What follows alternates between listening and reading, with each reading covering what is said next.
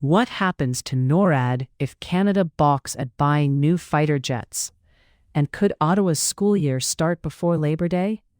Plus, the Senator's long-term future with Brady Tkachuk, and why Canadian clean tech firms are suddenly indispensable to the U.S.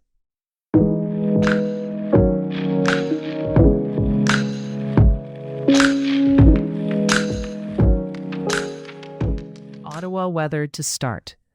A frigid day with a high near -9 and a low near -24 Celsius, with snow at times. Here in Ottawa, the Catholic School Board is weighing an earlier than usual start to the 2026-27 school year, before Labor Day, to meet the province's required 194 instructional days. They've coordinated with neighbouring districts, and note there's precedent. Early starts happened in 2009-10, 2015-16, and 2020-21. In Toronto, schools are reopening today after yesterday's snow day for both the public and Catholic boards. Families there are being urged to budget extra travel time.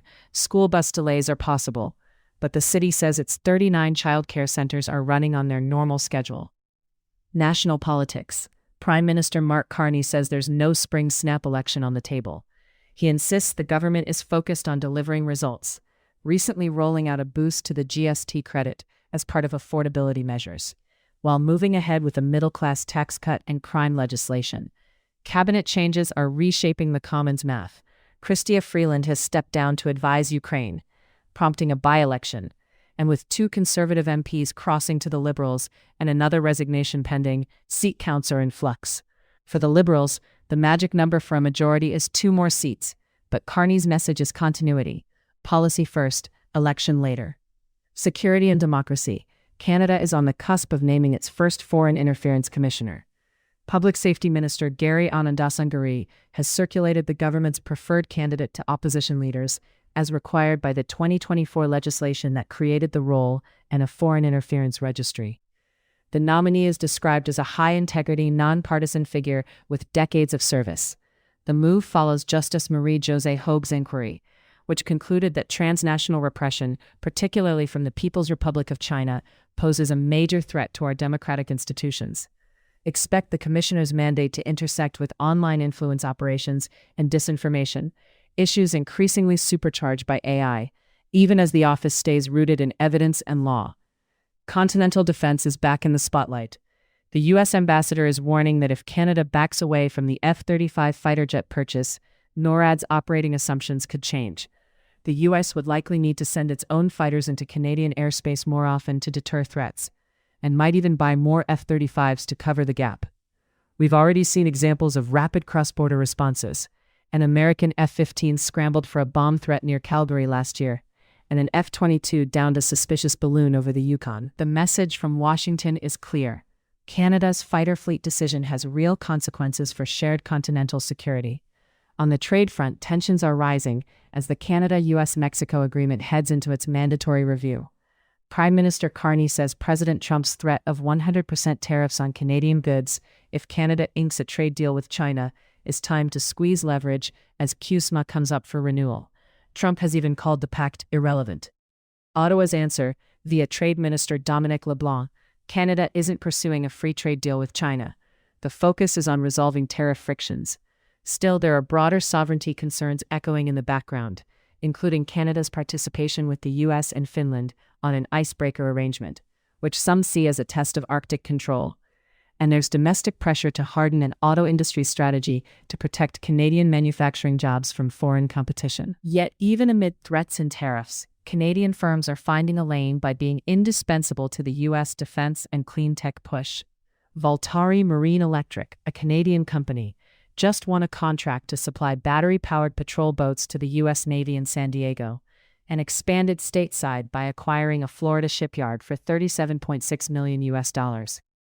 In critical minerals, Vancouver's Lithium America saw a stock bump after the U.S. Department of Energy took a 5% stake in its Nevada project.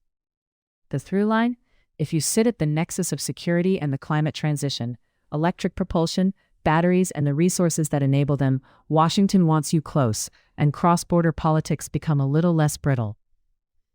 For Canada, that's a reminder.